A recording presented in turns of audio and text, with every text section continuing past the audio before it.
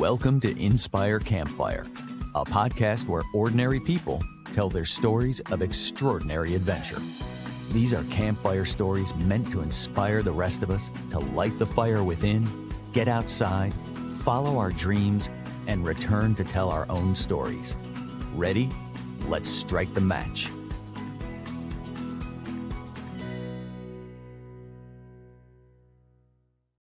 Welcome to the show. I am your host, Scott Wurzbacher, and today we're going to talk about courage, adventure, and going all in.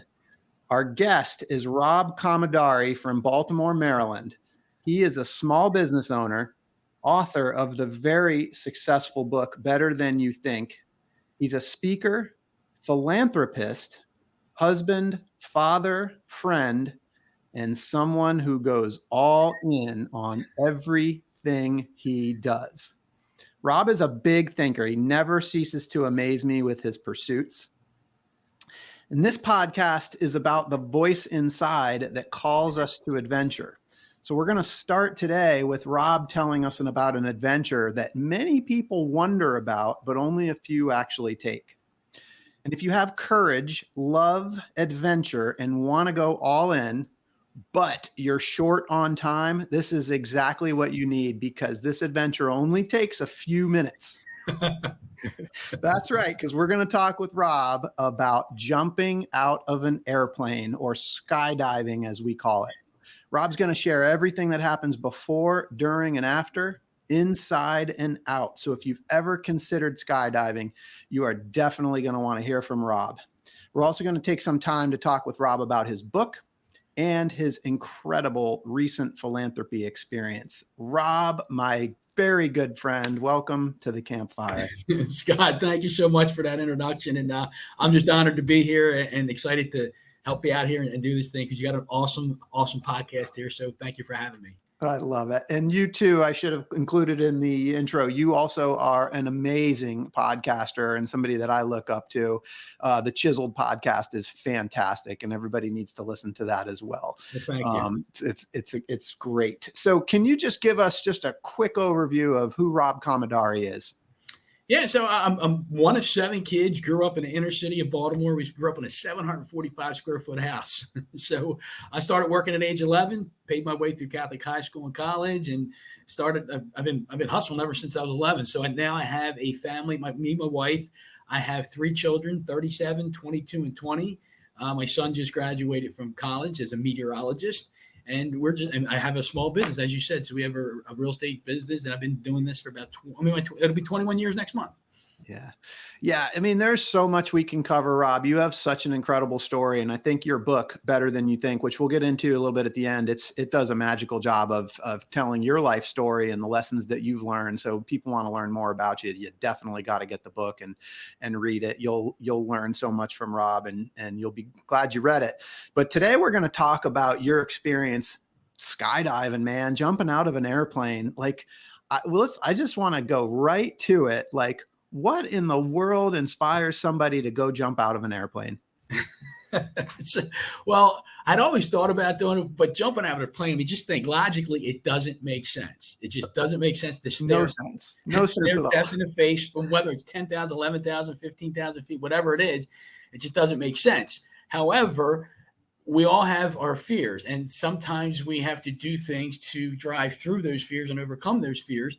And it was always in the back of my mind, but I'm like, there's no way I'm doing it. And then it was Christmas season one year, and my niece and nephew had come over the house, and she talked about just jumping out of a plane. And I'm like, I've always wanted to do that. And I looked at my son and I said, if I'm jumping, you want to go with me? And he goes, let's do it, Dad. And it was like right then and there, okay, we're going. Now, obviously, I said yes in the moment. But then all of a sudden, those doubts and those fears started to come in, and I'm sure we'll get into that a little bit, but they will trickle in. But it was in that moment that we made the decision to do it. Yeah. So, all right, I just heard a bunch. I just need to circle on these, because a few things. Like, first of all, you talked about fear. Mm-hmm. Then you said, this is something I've always wanted to do. And then you brought your son into it. Like, then it was like, well, if my son will do it with me, then we're definitely doing this. And so like, there's some motivation right in there. But like you said, you always wanted to do it. Tell me about that. Yeah, just for those who understand profiling, whatnot, we have these profiles that we use in our real estate business. You know what I'm talking about. It's called the Heritage Profile. And my top one is Pioneer. And I'm coming to understand that more and more. And it's like, you want to do things that others haven't done. You want to be like the first to have done this, or go out on like a blaze your own trail from time to time. Now, thousands and hundreds of thousands of people jumped out of planes. But for me and my inner group, I don't know anybody that's done it. So I'm like, let's go. Let's just go do it. And although it's fearful, the imagination of the exhilaration of staring death in the face, looking down 10,000 feet or 11,000 feet, whatever it was, and then just doing it. And it was like, use that as your push to get over fear. So if you have a lot of insecurities or fears in your life and you jump out of a plane at 11,000 feet, okay, if I could jump out of a plane, what other fears can I overcome? Right. So that was part of the motivation. A lot of it is about overcoming fear. Like, was this like, I mean, we can talk about it, right? We can talk about like fears and overcoming fears, but I'm just curious, like, when you made the decision, like, is this a conscious thing? Is it like, I want to overcome fear, or is that sort of just like an internal motivation? The decision to do it was not as conscious about the fear as after you made the decision. Yeah. So, okay, Rob, you're going to have these doubts, you're going to have these struggles up until that point. But use that. What can I use this experience for? I'm going to use this experience to help me in a deeper level overcome fear. Yeah. So you make the decision and then you start kind of ruminating on the decision and thinking about the overcoming of the fear. Yes. The chatter starts in the brain. The chatter starts. Yes. So, I mean, look, I was talking with my wife this morning. I mean, the term death defying came to me. Like, jumping out of an airplane is a death defying act, and obviously like it's one of people's biggest fears. By the way, the other one is public speaking, which you also have tackled masterfully. So that's pretty cool. But, let's talk about death defying, like facing death. I mean, Rob, like, are you afraid of death? Great question. I'm not afraid. I am not afraid of dying. I'm afraid of how I'm going to die. Right. So there's two different things here, because I think, I know you, I think you feel this way too. I believe in an eternal life. I do believe in that. And so we're just living this physical experience right now. And I want to do anything and everything I can while I'm here in this physical presence on earth. And when some people say it's stupid to jump out of a plane, yeah, it could be. But when the really cool thing is, like I said, yes, I had my doubts. We get to the place, we're getting the plane. And the whole time I'm like, I'm not scared. I'm not scared. I'm not scared. And then you get into the plane and you're like 15 minutes in climb time before it's go time. Right. Yeah. And like you're jumping, you can say no all the way up until you're ready to jump, but they will keep your money if you're up in the air. Sure. But in my mind, it's like, no. And every now and then that little insecurity starts to creep in and you're like, no, don't go there. Don't go there. And then you're like, okay, 2-minute warning. All right, 2 minutes. And I'm doing something that a lot of people haven't done. And it's just it's a cool feeling. It is, because again, the fear will creep in, but when man, in 15 minutes, I'm going to be on the ground, having experienced this amazing thing. Yeah. My gosh, you just said so much. And one thing I think that's interesting is like the fear of losing the money that you spent versus like the fear of jumping out of the airplane and defying death. Like, which one's greater? Yeah, that's motivation enough to keep going, right? Well, I spent all this money to be here. I got to do this. I love that. That's hysterical. So, Rob, all right. Do you remember like the moment when you said yes? Like the moment when you basically like said, I'm doing this. Yes, let's do it. And you committed. Yeah, that was the night that my niece and nephew came over and I said, we're doing it. And then it was about, I'm going to say 2-3 days later, I called the place up. And then that's the moment when you're like committed, because you spent the money, you put the deposit down. Yep. And that, I do remember that. And then so it's like almost you hit that button and you're like, oh crap, I'm really doing this. But it became real. Yeah, it does. When you make a reservation, it's like any adventure. Like we've talked about this. I mean, when you make that hotel reservation or the flight reservation, or you book the skydiving excursion, like that's when it becomes real. So like, okay, so then, and one other thing is that when you brought your son into this, I just have to comment, because like on the fear thing, like to me, when you bring your son into this, like that's a whole nother level. Like it's not just you jumping out of the airplane, it's you and your son. Well, the fear there is like, I told my wife we were doing it, and I know she really didn't want either one of us to do Yeah. it. And I'm like, okay, if we both die, that's really bad. If one of us dies, it's bad. But if both of us die, because you have to, Scott, you have to sign a waiver, and you have to. It's this paragraph. You have to read it, and you have to rewrite it and sign it. So you're right. I understand. I could die. Yeah. That's when you write that. It's like, holy cow. They made you write it out like that. You have to write it out on the disclosure or the addendum, whatever. And I'm like, because I just signed it. The lady goes, you got to rewrite that. And that's got to be surreal. Like writing those words on a piece of paper and signing it, that's got to feel surreal. And Scott, it goes back to when they talk about writing goals. When you write the goal, there's that, I guess, that subconscious link in your mind, you see it and it becomes real. Well, then when you write down that I could die, it becomes real. Yeah. That's, there's gravity to that. Yeah. And Scott, I don't know if you had another question follow up to that, but when you're, and if I'm jumping a gun, forgive me. No, you're good. So like you're going up, and I'm like, okay, this is going to be so cool that I'm doing this with my son, and it's go time. And then they open up the door, and when they open up the door, and because you're a tandem jump, so I got somebody, I'm strapped to somebody, but I'm the one that's facing out first, and you got to take one leg out and the second leg out and stoop, and you're almost like leaning over, and you're looking down, and there's a moment. It was on the way up, but there's a moment when you're like, you have to totally surrender when you're doing a tandem jump. It's like, it's out of your control. It's totally out of your control. So if there's an example of surrender, it's there, because God, if you don't want the chute to open, that's your call. If you want something to happen here, that's your call. If you want me to have the most exhilarating experience of my life, that's your call. And you let go and you just jump. It's amazing. All right. You got to walk us through sort of the feelings of like falling out. I mean, do you fall out? Do you jump out? Like, talk to us about that. You kind of did the build up to the go time, but now it's go time. Like, take us through that. So you take one foot out on the step, the second, you lean over, and then the guy goes, let's go. And he kind of pushes you over, and you roll, and like you look up, and there's the plane. You're upside down, and you're looking at the plane.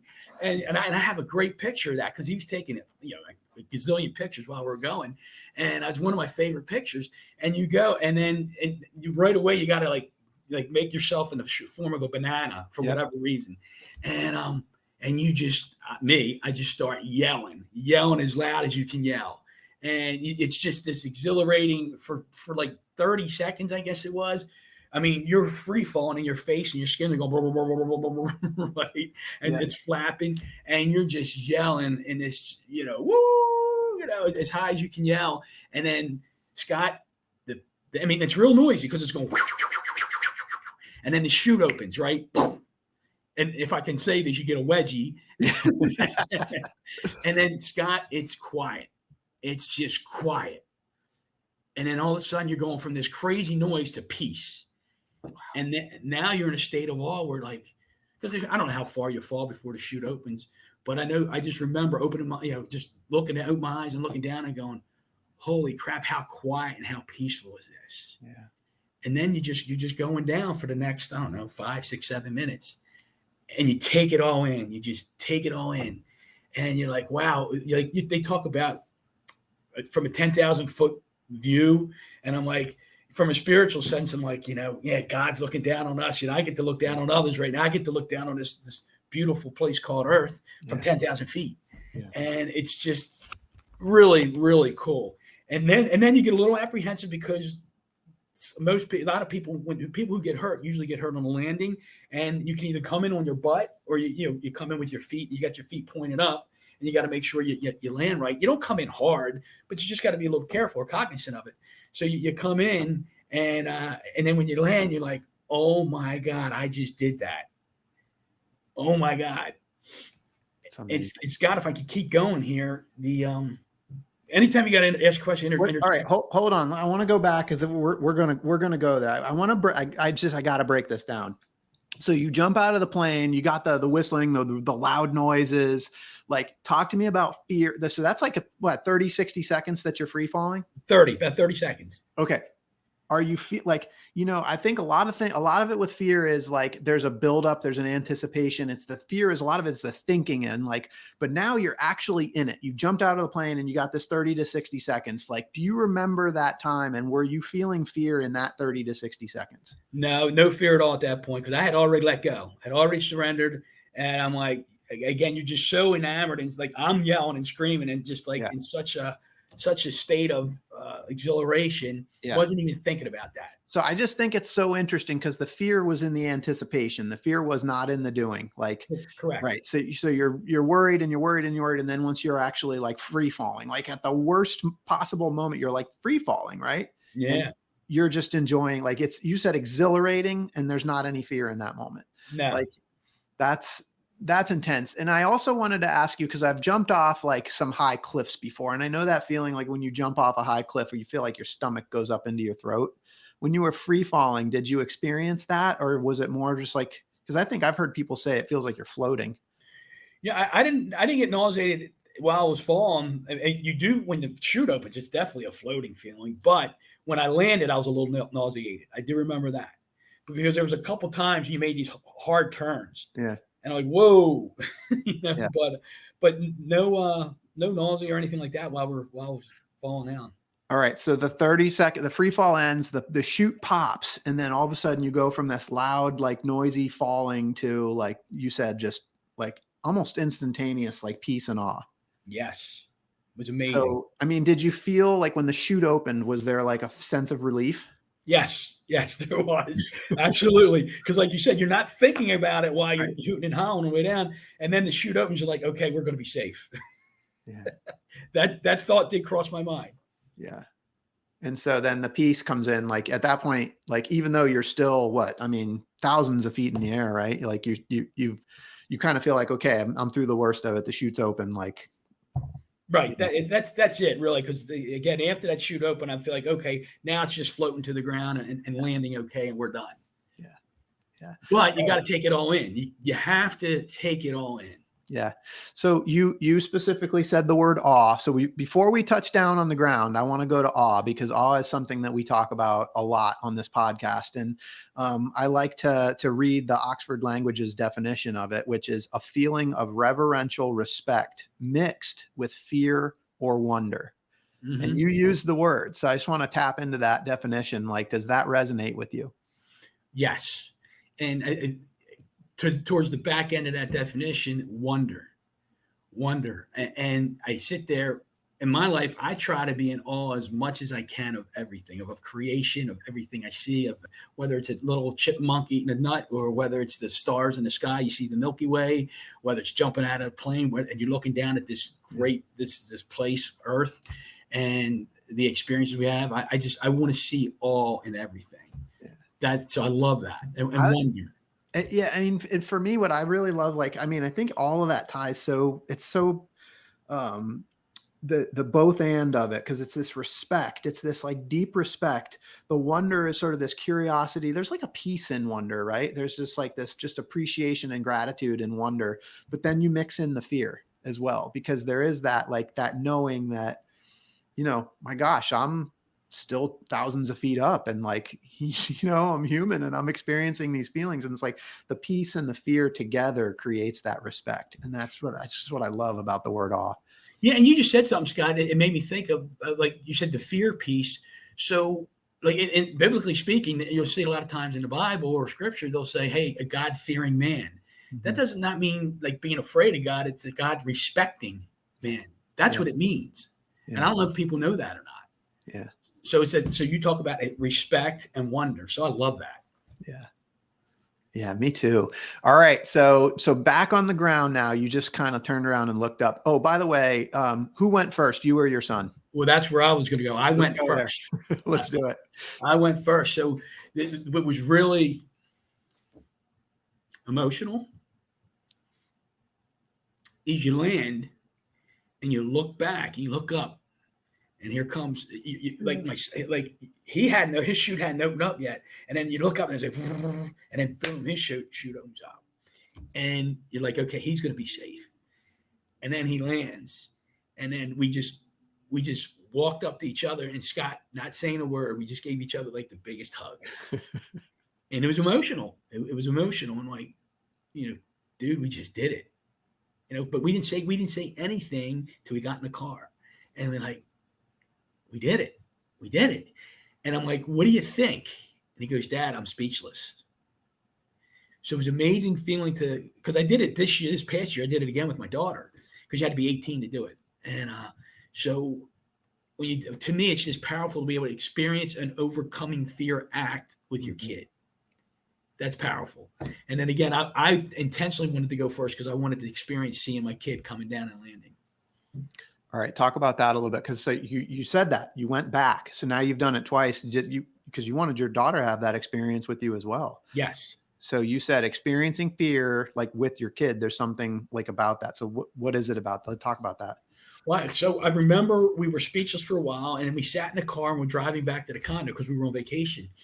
And I said, Rob, what's the takeaway you get from that? And he goes, Dad, I'm kind of speechless. And I said, Robbie, the one thing I think about is when we come up against fear in our lives, whether it's fear of a decision to do this, to do that, or whatever it is, what I'm always going to do, and I like you to encourage you to do, is think back about jumping out of a plane and facing death from 11,000 feet. If you can do that, you can overcome any fear.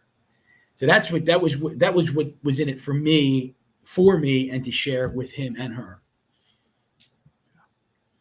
Man, I'm just going to tell you, like, jumping out of airplane is not something that's on my radar. It really never has been. Like, to me, it's just like, why would I defy death? But sitting here having this conversation with you, I'm feeling the call. Well, I mean, look, let's speak to you. I mean, you've climbed Mount Kilimanjaro, a couple back in February it was? Yeah. I mean, you were up, what was it, 19,000 feet or whatever it is? Yeah. And you're defying death there in some respect too, my friend.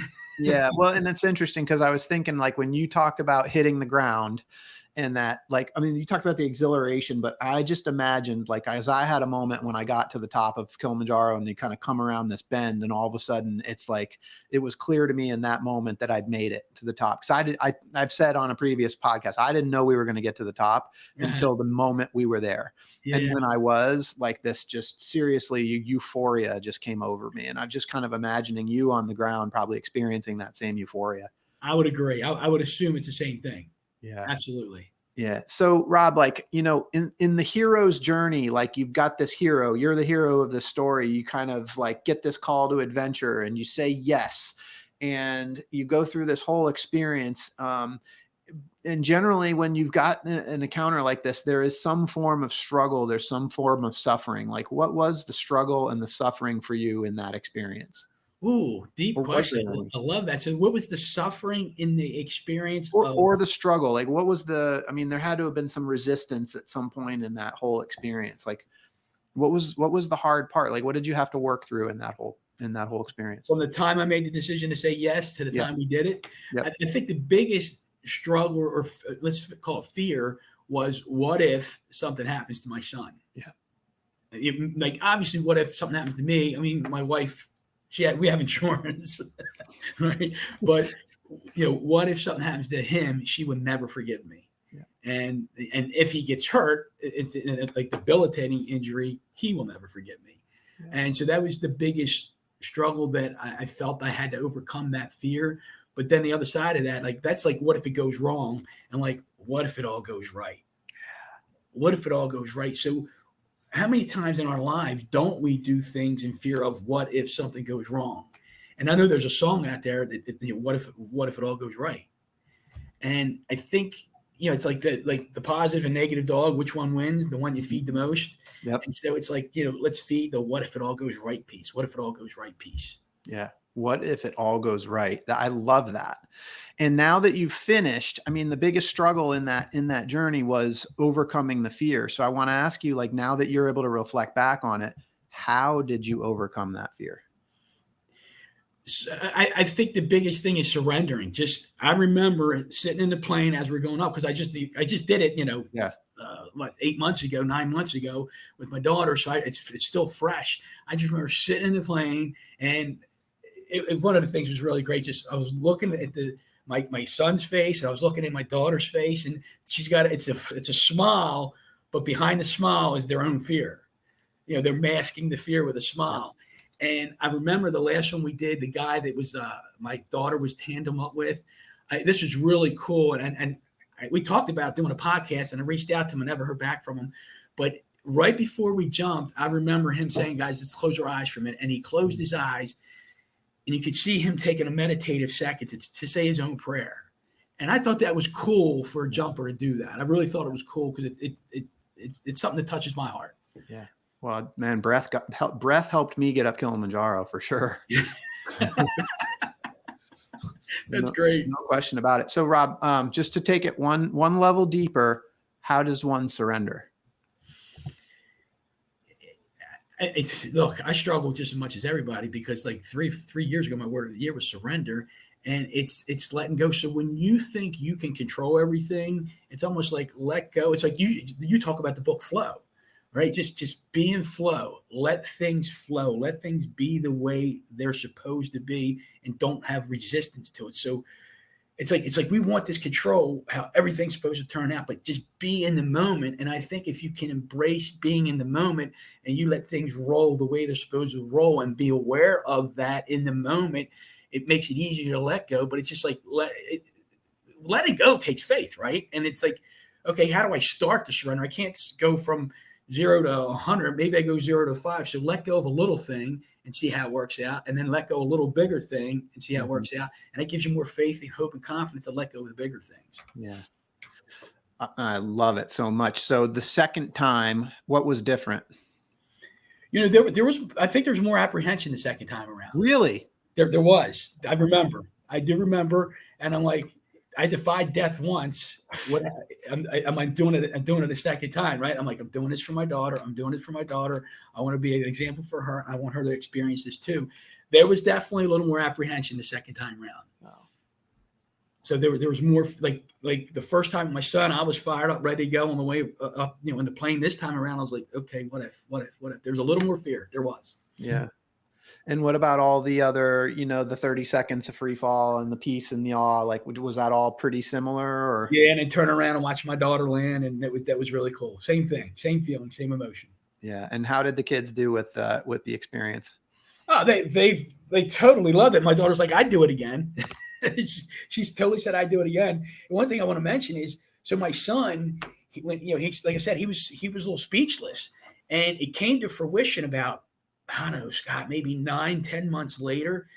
He was reading the book Training Camp by John Gordon. And there was a piece in the book, if anybody remembers the book, the football player who finally made the team, he got noticed that he made the team. He went down to the beach, he looked at the ocean, and he just ran to the ocean and jumped in and felt as free as a bird, right?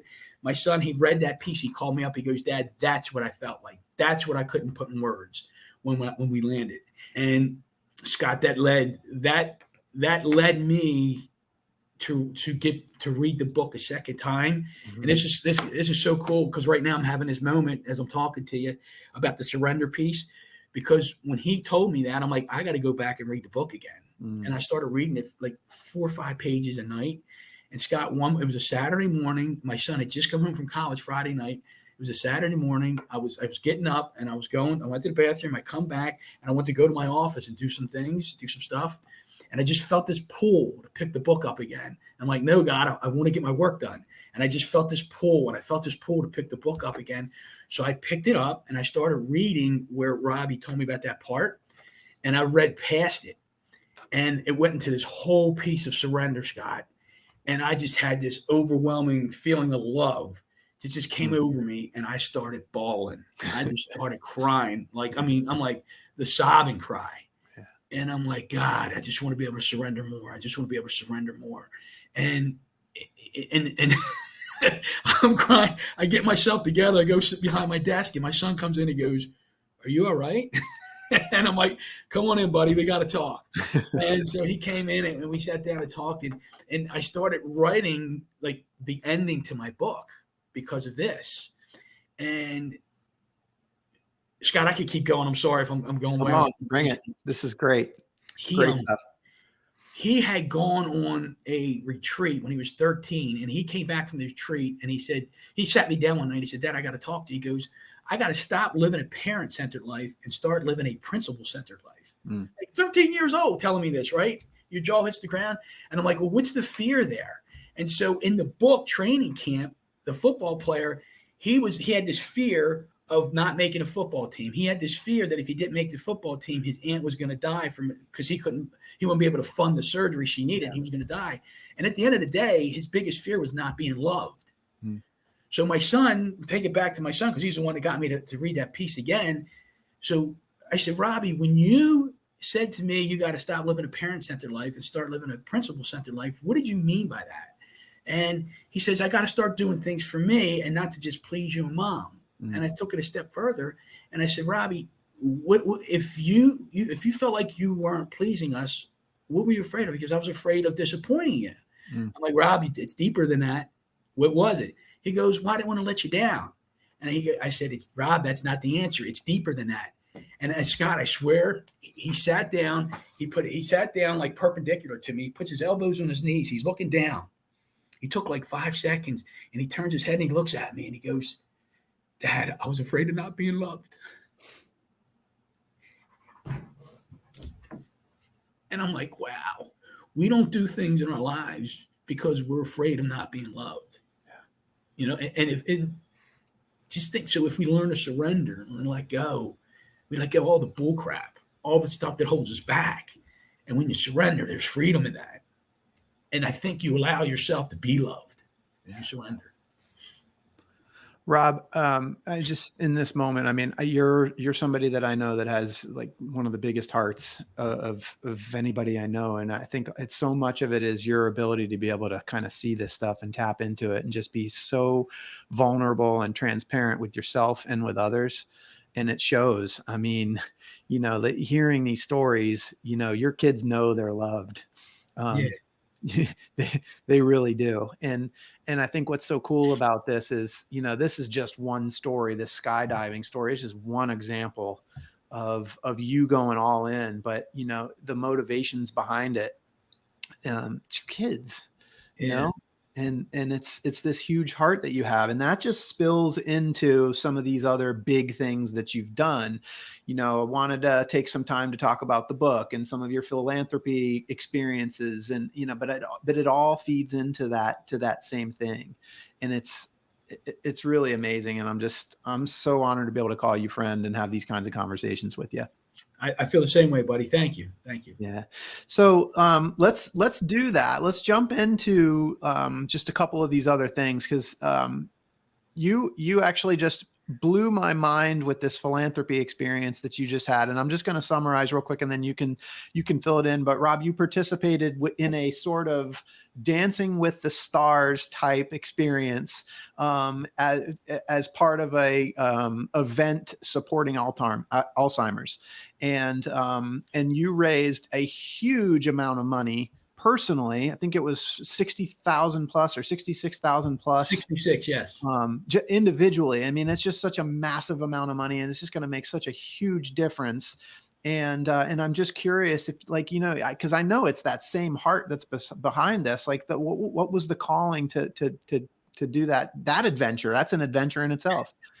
Yes, it was. It was an adventure. So when I published the book back in, it went live January of 2020. I put it out there on social media that, hey, half the proceeds for the first year from the sale of my book will go to Alzheimer's because my mom has dementia.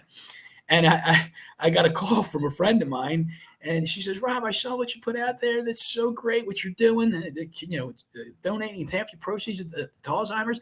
I work on the Alzheimer's committee for Baltimore, and I'd love to have you help us out. And I'm like, sure, I'm happy to help you. What do you need me to do? She goes, I need you to dance. I said, dance? What are you kidding me? I'm not dancing. She goes, yeah, we have this Baltimore memory ball, and we have this thing. It's a Dancing with the Stars night. We'll team you up with a professional dancer, and you'll compete against other dancers, and you raise money. And I'm like, there's no way this guy's dancing, right? Yeah. And I thought about it. I'm like, this is not about me. It's bigger than me, and it's about my mom, and bigger than that, it's for all these people who suffer this debilitating disease, and what can I do to help? So that was like, Rob, you got to surrender. You got to let go of all that ego stuff and pride and insecurity, and you got to do this. So let me ask you, I mean, the experience jumping out of the airplane, like this is overcoming fears. And I Yeah. see somebody who like went and did that thing that took a total of less than 10 minutes, you know, face the fear. I don't know that you've beat fear, but you learned how to face it. Like, how has the skydiving experience played into some of these other things, like this whole experience of going and taking dancing lessons for an entire year to be able to do this Dancing with the Stars experience? I think it's about managing fear. Yeah. Because your fear is always going to be there. It's like, how do you manage it? Yeah. And like I talked about earlier, that whole pioneer thing, it's like the adventure thing. It's like, when's the last time you did something for the first time? Right. And I've never done anything like this. And I'm like, I was scared to death, but it's like, okay, I've been through these phases of fear before. You know, at the end, it's going to be okay. You know, you're in an audience of 700 people and 8 other couples dancing. Yes, it's a competition, but let me tell you, nobody's rooting for anybody to fail. Everybody's rooting for everybody. There's love. There's just love. It's just an energy of love in the audience, and everybody's rooting you on because you're the one that's in the arena. You're the one that stepped up to for the cause, to raise the money and to dance. Because just about all the contestants, the amateurs, let's say, were not professional dancers. Some of them had some experience in dancing and ballroom dancing, but it's like public speaking, you know, like it's like you're like this anxiety, it builds up and it builds up. But once the gun goes off, it's game time. Yeah. And then you let go of all that stuff. You just let go. And you're just in flow. You're in flow with the way the event's supposed to go. Yeah. And so I think what's so cool about it is, like, you talked about this pioneer aspect of you. I mean, you're just doing things that you really enjoy. It's not like you set out to go dance. It's not like you had a calling to dance, but you were asked and you saw it as an opportunity to manage yet another fear, right? Learn a new skill, do something you've never done before. And, you know, in the meantime, raise a huge, massive amount of money. Rob, did you ever think that you'd be able to raise that kind of money for an event like this? Scott, no. The short answer is no. When they first set out to do this, your goal was $25,000. I'm like, I'm not going to raise $25,000. How the hell am I going to raise $25,000? Yeah. And Scott, it took on a life of its own. Because the commitment was 2.5 years ago. And then I started talking about it, and COVID came in and it canceled for 2 years. So then in October, you know, I got the call, okay, let's start practicing again. And I'm like, all right, I'm not going to hit it hard yet because it's still 7 months away. And then in hindsight, I wish I had one more month. I really do. I think I could have got 100,000, but that competitive nature in me, it became like, okay, it's easy for me. It's hard for me to ask for money for me, but it's easy for me to ask for money for somebody else, or for another cause. So Scott, it almost became like a competitive thing for me. You know, how many people can I get to say yes? And it created like the momentum. It created a life of its own. And it was funny if somebody said, yeah, I'll give money, I would see the donations come in. If somebody donated one, I saw it. So if you said to me I was going to donate and 3 days later you didn't donate, I'm like, hey, Scott, if you have any trouble filling that thing out online, let me know. Just a little hint, right? Yeah. And then 2 days later, if you still haven't done it yet, hey, Scott, man, I still need you to show me some love. Are you going to show me some love? Yeah. And so I just had my way of, I guess, call it imploring or applying my Catholic guilt on people. That's your sales skills. I mean, you know, years and years and years of selling real estate, you just apply that to following up, right? Yeah. But the thing is, the bigger thing here was that there's so many people that have this connection with Alzheimer's, whether it's an immediate family member, a friend, or extended family member. It's so big. It's so big that everybody is touched by it in some way, shape, or form. So it's something that people really felt the need to contribute to. And you have a connection to it. My mom. Yeah. So. Yeah, well, I appreciate you sharing. I just want to leave a little bit of time so we can talk about the book, because that's one more area of your life where it was something that you'd never done before, and it was something that you wanted to take on. And can you just give us a real quick overview of Better Than You Think? Yeah. So reading and studying personal growth and development since 1990, it was early 2000. Like, I could write my own book. Mm-hmm. Now, obviously, all these books over time are regurgitated information, and most of it comes from the Bible. if you look back, and even before that, I would say even before that, because there's a lot of Greek philosophers that come up with some of this stuff too.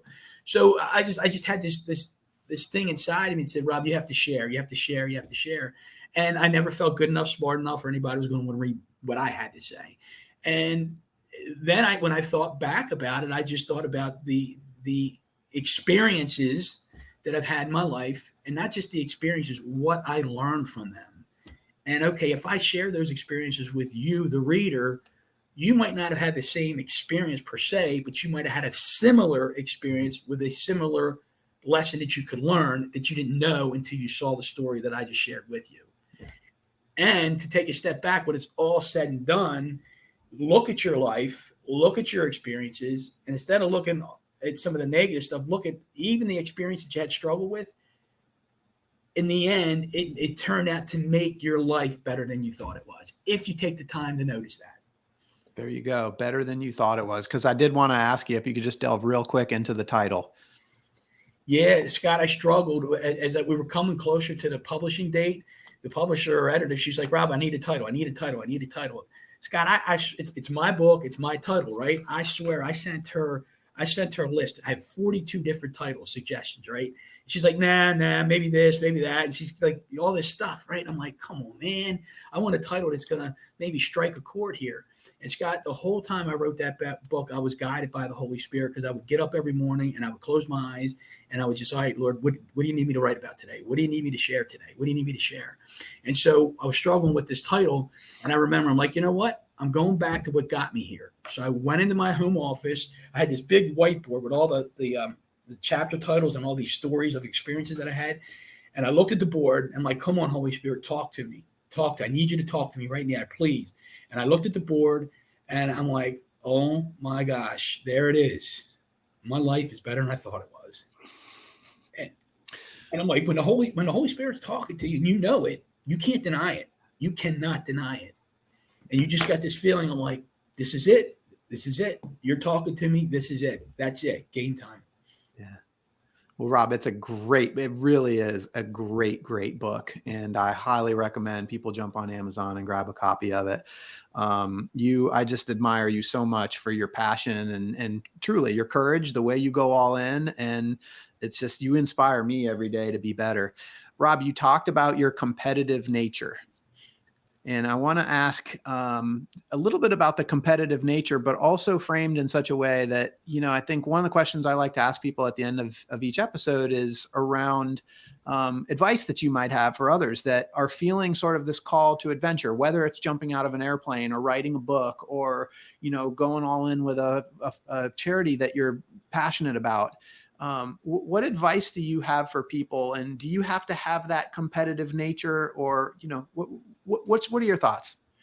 So the competitive nature, first of all, is not me competing against you. It's not me competing in the sense that like I wanted to win that dance. I did. Yeah. But the side I'm talking about is comparing what I'm capable of doing to what I'm doing. So in other words, if I'm capable of doing all this and I'm not doing it, I'm competing with myself to get there. So I'm competing to be the best person that I can be. Yeah. I'm competing to fulfill all this potential that I think that I have inside of me. You have your potential. Susie has her potential. Karen has hers. The encouragement is don't go to your deathbed on full with any gas in a tank. Go to your deathbed on E. Go on E. And if you go on E, it's about experiences. It's about, being who you're supposed to be, whether it's just being an example, experiencing life, being awe. And I think that's what pushes me to do things. There's just so much out there that we can all do. We all have a book inside of us. We all have our stories.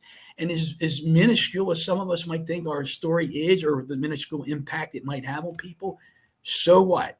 It's going to impact somebody. And I remember when I was writing the book, the encouragement I kept getting from a couple people and, from the prayer was you're writing for an audience of one to share with others. So when I say that, it's live your life for an audience of one, and then share it with others. Do you have to remind yourself daily, Rob, you are better than you think? From the book piece? Yeah, you. I mean, is that an affirmation? Well, now it is, but I didn't Yeah. know that until that Yeah. morning when the title Yeah. came to be. I did not know that, Scott. Yeah. Because Rob, you are so much better than you think. And I just, I can hear yourself. Like it's such a great message to the listeners. But I knowing you, like, this is something that's just a kind of a human experience. Like it's just such a great affirmation. Better than you think. I love it. And Well, I just thank you for putting it out there. My pleasure. And I'm sorry I cut you off there, but we're all better than we think. We all are. Yeah.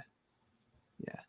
All right. So here we go, Rob. I've got 2 questions I ask everybody at the end of every episode, because you are going to go with your tank completely empty. And that's going to be a long time from now, but they're going to make a movie about your life. And I want to know, when they do, who is going to be the Hollywood actor that's going to play you? I've always thought of Sylvester Stallone. Oh yeah. Nice. Yeah. Oh man, that's awesome. Okay. And what's your movie going to be called?